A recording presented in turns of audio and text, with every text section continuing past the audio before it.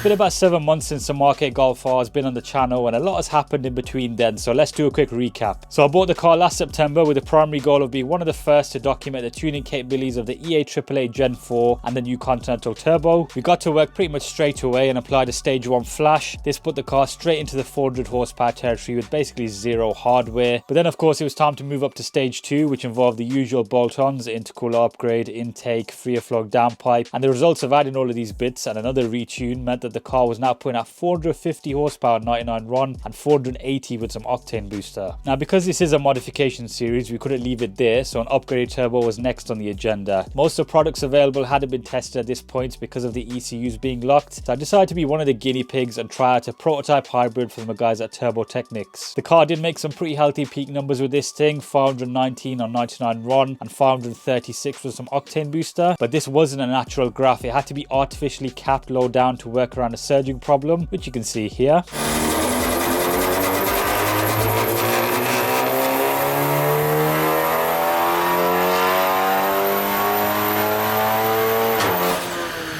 Don't get me wrong, the thing was seriously quick when it did kick in, but unless you were in the right gear, the torque was basically non-existent. You could see some of this Jekyll and Hyde nature when the Stig drove it on the Carwow drag race. Yeah, that was a pretty cool day, even if they did have it in the wrong modes half the time. Now, the obvious next step from here was to get a second revision of this prototype hybrid turbo after passing on our feedback, and we did do that, but unfortunately it didn't go to plan in usual development fashion. The replacement somehow surged even more and also lost power. So this left me at a bit of a crossroads. I was tempted to get rid of the car at this point, as whilst all of this was going on, I'd finally moved into my own unit and there was plenty of project stuff to be occupied with, and ultimately I'd be more involved in that sort of stuff rather than this, which is more of an external process. But then the guys at VRS suggested a new option. Why not try a proven turbo from the Mark 7 era? So I thought we might as well give it a shot and drop the car off in Northampton for some experimenting. And about a month or so later, this was the outcome: a MK8 Golf R running a Turbo Technics V5. Now this isn't a hybrid based off the old IS38, it's their own custom housing. You could call it a big turbo, but it still utilizes the MK8's integrated manifold design, so it bolts directly to the engine like standard. I'm sure a lot of you MQB guys watching will be very familiar with this thing. It's been used around the world for many years now and has seen 600 horsepower provided there's some fancy fuel in the tank. We did have to swap a few bits of hardware to make it all work. One was a Mark 7 downpipe, which has turned very blue from all the dyno testing. The intake was changed for a Mark 7 E Venturi filter because of the routing of the inlet pipe, and then there was a diverter valve which is located on the turbo instead of at the front on the charge pipe like it is on a standard MK8 Gen 4. There was probably a few other less apparent changes that I may have missed out on, but as you can imagine, I wasn't there during the whole process. It was done bit by bit in between other tasks. But yeah, next the car was dropped off to MRC Tuning in Banbury, where they were tasked with making all of this work. And after many hours on the dyno, I'm pleased to say that we finally have some results. But before I enlighten you guys with that information, I'd like to take a minute to thank today's video sponsor, Car Vertical. Now, if you're not already familiar with Car Vertical, essentially it's a website that allows you to obtain a full vehicle check on any car. All you've got to do is enter your registration or the VIN. Now I have got an example report that I found which will help demonstrate this service a bit better, and today we're going to be taking a look at this Mark 7 R. Now the top of one of these reports is essentially a snapshot of the vehicle you searched for. So in the case of this Mark 7 R,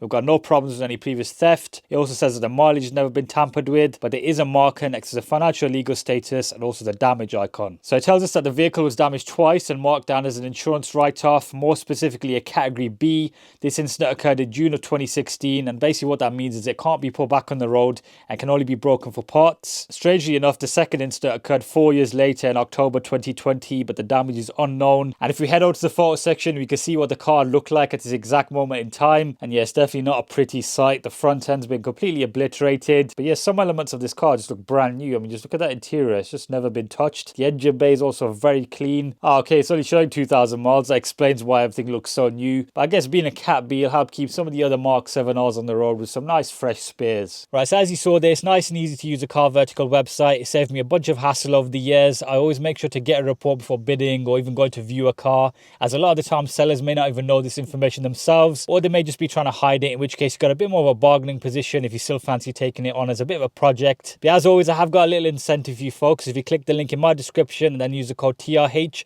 what that'll do is save you 10% off your next report. But as always, big thanks to Car Vertical for their continued support of the channel. Let's see what this MK8 R does on the dyno.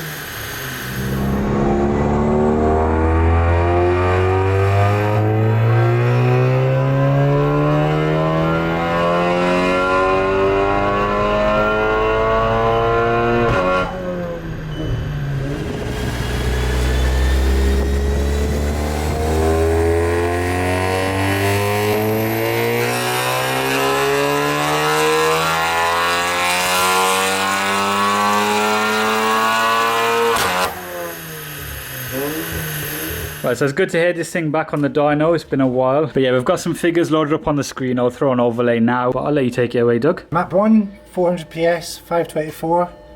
About 1.6, 1.7 bar, and then you've got your 99 tune, 521, 645, your octane boosted tune, 551, 664. These are limited torque wise. It could run a lot more torque, but we're limiting it just for safety. Previous hybrid wants to come in soon, but it was coming in too soon and surging, so you had to artificially hold it back. You're holding it back so far, you've just lost out in this huge torque band here. The V5 doesn't have any surge. It's matched really well to the turbo, and you can spool it as soon as it will mechanically spool. Your peak torque before was up here, whereas now your peak torque's basically way down here. So would we say that this is pretty much the max you can do bolt-on wise in terms of stock engine safety and a car that actually drives well? Yeah, I think this is maxed out, just bolting everything on. After this you have to do built engine and headwork and cams and things like that as well. Yeah, so it's much the same as a Mark 7 then in that regard. The E888ness has suddenly become a totally different engine being a Gen 4. There is another step you could do with if you run ethanol and then you put the injectors in, which we can do now. As you've mentioned, the amount of cars you've seen over the years, forged E888s either work great or they don't work at all is what I've noticed. It needs some development work into them to make sure you do the right mods on them and build them right to actually make more power. You see so many of them where they're built, but they've just lost all the volumetric efficiency, and they just drop 50 brake, 60 brake, 70 brake, and you're not getting that back by just running more boost or more timing, so it has to be done right. Generally, when people get to this stage and they've had their fun, they tend to move on to something like the Dazza, don't they? Where you've got plenty of proven options and it's a lot easier to go to that 600 horsepower mark and way above. But yeah, I mean, these things, even with the standard turbo, they're fantastic. As we saw when we did the stage 2 tune-in, is what, 450 PS on 99 run, which is a crazy amount of power. Even on the stock turbo with the map switching now that we can do, you're close to 500 on, if not 500 on ethanol. Yeah, that's a great point, because before when we were doing the various maps, it was all individually, and now you can, for example, get octane booster, throw it in the tank, and you've got a whole bunch of extra power. And once you're done, switch it back and put Tesco in and you're good to go.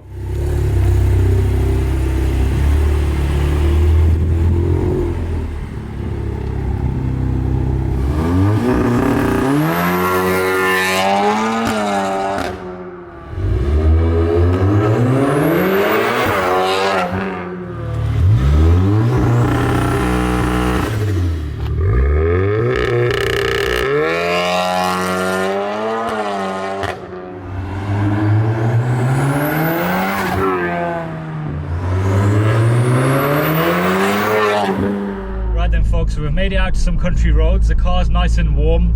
I'm going to see what it's like in comparison to the old Turbo Technics hybrid, even though it's probably been like 8 months since I last did that video. One thing that was very apparent before was how laggy the car was, or artificially laggy. Brakes are good, but now if you punch it, it's very brisk. I love the DCC in this car. It's one of my favourite things about the Mark 8 R. It's brilliant to drive.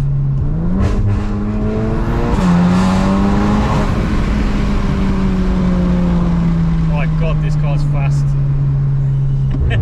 It's a very easy speed. It's not like demanding or anything. Imagine this with a VR6 turbo and that Magna Ray diff. That would be the most incredible thing ever. There is a factory VR6 turbo, Chinese. Well, it's made in Germany, but the Chinese market cars have. So who knows, it'd be lovely to chuck one of those in a newer Golf R. E888's definitely a very stout motor though.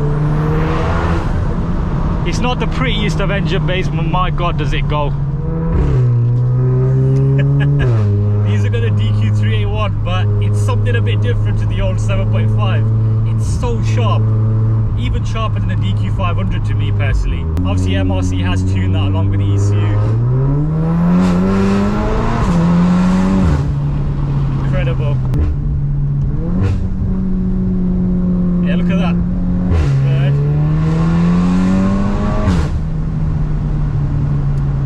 Effortless power, it's in true Golf R fashion. Look at that. It's like an explosion rather than a silly DSG fart. Right, let's launch it here. There's no one in front of me.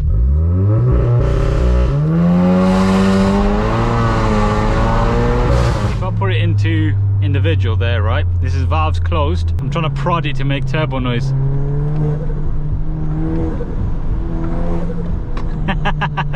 That is different on the V5.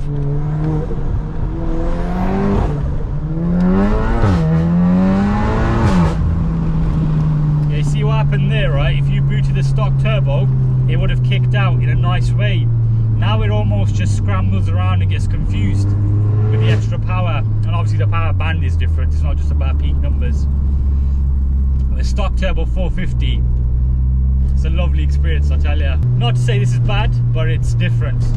It's like your typical, feels a bit more Mark 7-ish, which I suppose if you've got the magnet diff, you want more of the Mark 8 feel, don't you? I'd love to jump back into a Mark 8 R in future once they're a bit more tattier, let's say, and you don't mind messing around with a few things. Like there's kind of a limit to how much you really want to, you know, prod at something that's this new. I mean, it's a 2021 car. This one's approaching nearly 30,000 miles, which is a fair amount.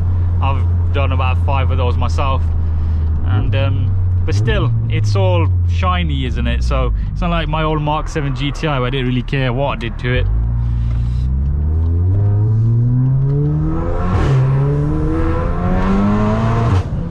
I think this is a good place to end today's video and the update on the Mark 8 R and its stage 3 tuning journey. Hopefully that clarifies what's been going on. As I said, it's been out of my control, and also I've been kind of tied up with all the R36 restorations and caddy stuff. A lot has happened since we've last filmed this on the channel. It almost feels like it isn't mine anymore because of how little I've seen it this year, but that's besides the point. Drive's lovely. Just going forward from here, I don't really fancy doing the hose forging thing on an E888. So yeah, maybe it is the end of the journey for it. But either way, let me know down below in the comments of what your thoughts are. And also drop a like on the video and subscribe for the future content to come. But yeah, I'll leave you to it and I'll see you in a few days' time.